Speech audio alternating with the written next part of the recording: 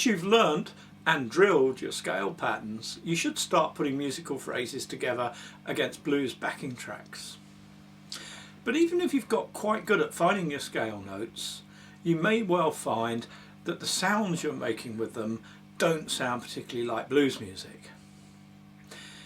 Maybe you sound a little bit like this.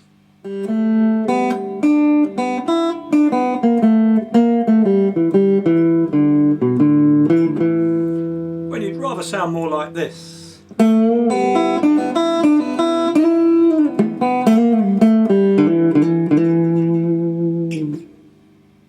I'm sure you could hear the difference there between those two examples, but could you spot what it was that I was doing differently?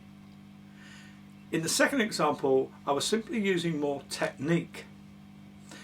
Now, blues guitar technique can look quite complex, but actually it all really boils down to just 6 basic elements.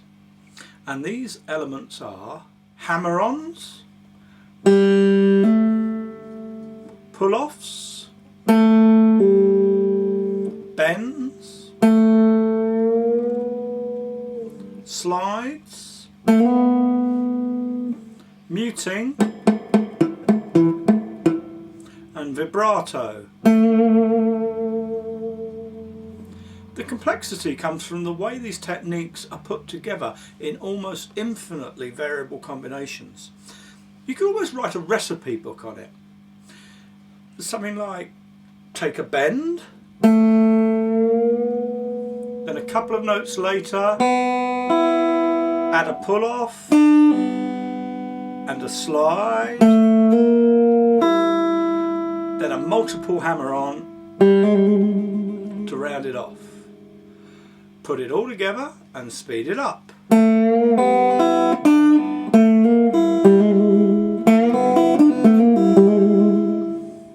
And you've got a musical sound that that's instantly identifiable as a blues lick. Now, the key to playing like this is to learn each technique separately first of all, and get each of those techniques to a point where you've got really good precision and control, and the whole thing comes really naturally to you. So we're going to take each of the 4 techniques we just used and study them sort of one at a time. First, the bend. Now, the first thing to understand about the bend is that you need to keep the string pinned against the fret wire throughout. So there's the fret wire there. As I bend, my fingers keeping that string pressed against it. The instant the string comes off the fret wire, your sound dies. Sometimes you want to take the bend all the way up, kill it at the top. Sometimes you want to take it up and back. But either way, for as long as you want the sound, you've got to keep the string pinned to the fret wire. For that reason, it's good to have your finger on its tip, like that, not flat, unless you're bending more than one string. If you're bending a single string, keep your finger nice and perpendicular and nice and close to the fret, not back here. You can just about bend like that, but it's nowhere near as effective. Much better control if you're right on top of the fret like that. Now, sometimes you will find that a single finger isn't strong enough to bend as far as you want to, so it's perfectly okay to put other fingers behind that one to give it support. Sometimes that helps you get better control, better precision, adding fingers. Sometimes I'll even bend with 3 fingers. No harm in that. Obviously, if the fingers are behind the one that's doing the actual stopping, they don't have any effect on the sound. They just give you physical support. Okay, now a very common mistake is to use the actual finger to do the bending, when really you should use the wrist. If you think about it, in your fingers you've got very tiny little bones, they're very small levers.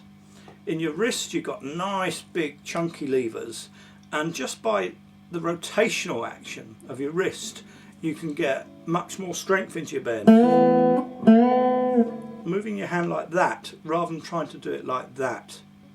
Again, that's a common mistake that beginners make. They bend like this and actually the fingers just sort of fly off like that. So keep the finger at the same angle and bend with the wrist. Takes a bit of practice that, but that's the way to do it.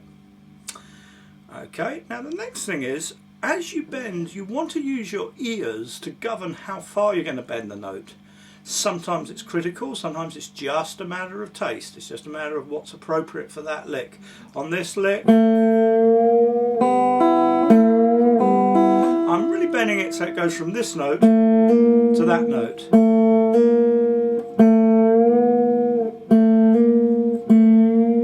So you see I'm just listening to it carefully to hear it make that transition from one note to the next. A lot of people underestimate how far you sometimes have to bend a string. If I want to bend it that far, notice how far I've pushed that string up. It's actually so far up that it's practically replaced that string. It's in the physical position that that string is in. So sometimes, you know, you really have to sort of give it quite a bit of strength. The other thing is the timing of the actual bend. It's a mistake to bend too soon. Some people even start bending before they've hit the note, so you get this effect. Kind of spoils the bend. So practice hitting the note straight, then bending afterwards. And the effect should be a curve that looks something like this.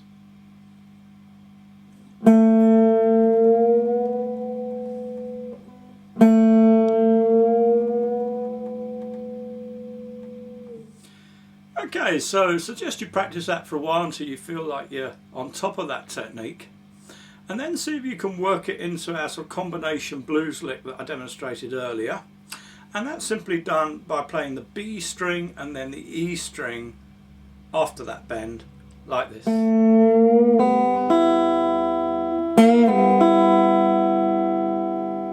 And here's the right hand view.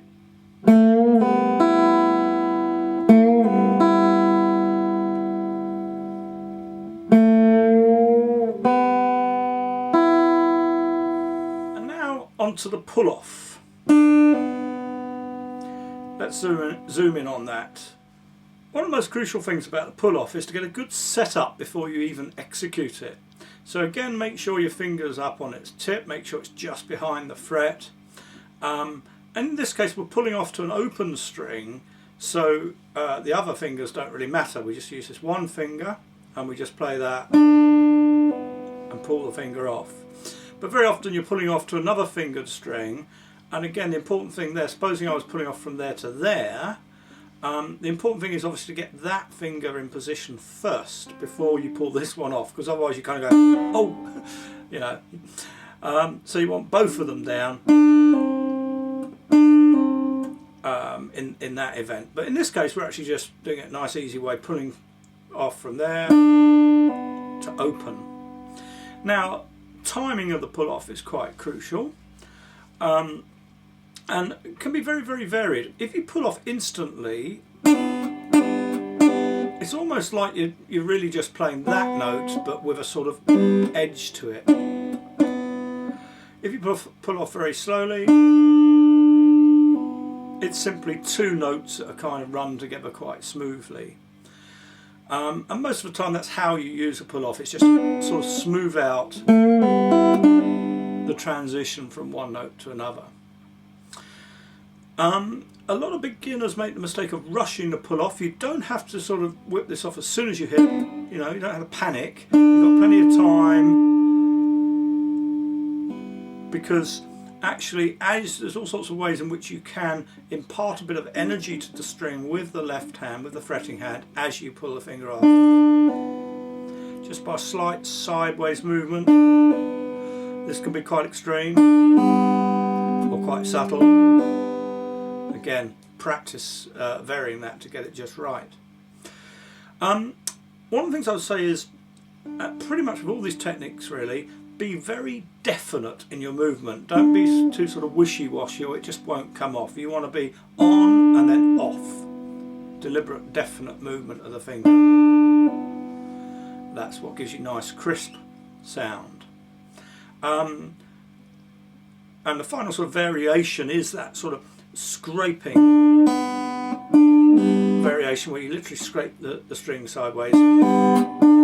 That's a sort of special case. If you're getting that at the moment, that's probably good to kind of try and tune that out and calm it down a bit. Later on we'll look at that as a special technique in itself. So now let's add that into our sort of combination lick here. So we'll start with the bit we've already done with the bend, and then put that pull off in there. So that's bend at fret 2 with our second finger, open B string, open E string, third finger pulling off B string from fret 3 to 0. Get that going nice and separately to start with. Nice and deliberate and slow. Then gradually speed it up.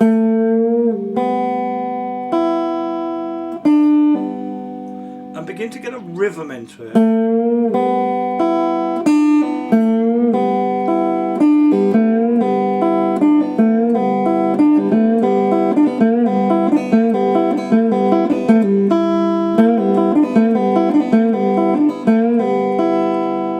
Really take control of it. Okay, and on to the slide. Okay, so again the setup is very, very important. Try and have your finger in optimum position right behind the fret before you start. Keep your finger nice and perpendicular. And again, don't rush it. You know, you've got all the time in the world to make that slide at the moment. And again, be very definite. Move from that position just behind fret 2 to that position just behind fret 3 in one movement, keeping the finger firmly pressed down all the way. Not too firm or you'll rip it to bits on the string, and not so lightly that it disappears. If you're too light, that happens. If you're too firm, it won't move. Somewhere in between, you've got a nice continuous sound sliding from there to there. Okay, let's see now how that blends into our lick. So we've got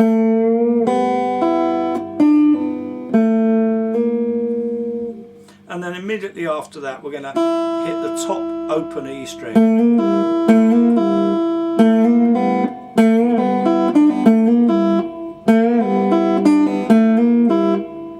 Again, start it slow.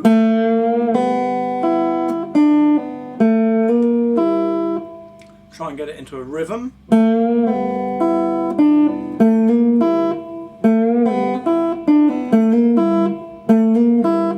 Whoops. And gradually speed it up.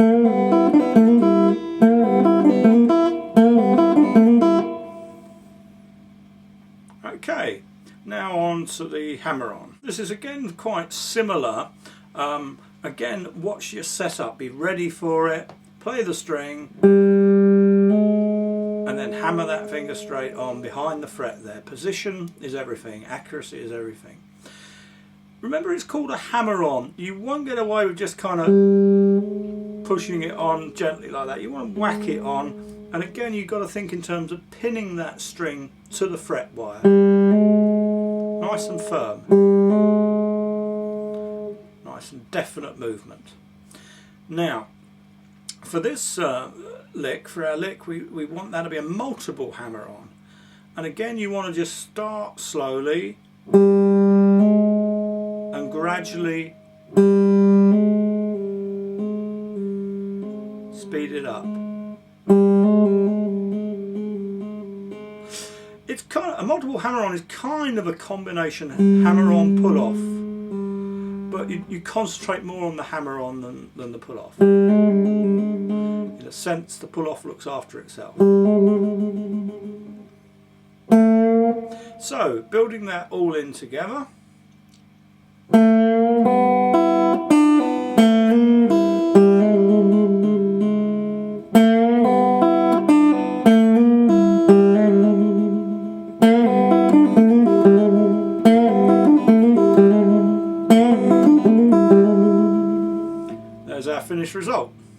Now the sharp-eyed amongst you will have noticed that the last notes of our lick there isn't in the blues scale. But it works, at least over the first chord of a 12 bar in E, because it is part of the E chord shape. If I was playing that same lick over the A chord, I would just alter the last note to fit in with that chord. You can kind of hear how that works. Hear